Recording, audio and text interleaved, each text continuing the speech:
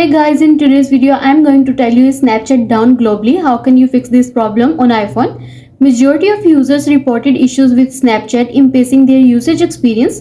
Snapchat, the popular multimedia instant messaging platform, is reportedly down across the world. Several users reported on Sunday, May 4, that Snapchat is down globally as they are having issues in sending and receiving photos, videos and text messages on the app. In this video, I'll tell you how can you fix this issue and how can you send snaps to your friends or family. Let's start the video without wasting any time.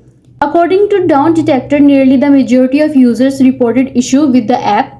Of these, nearly 57% were logged out of their account, 24% reported sharing issues, and 18% facing uploading problems on Snapchat. It is worth noting that Snapchat has not yet addressed the outage and the cause remains unclear.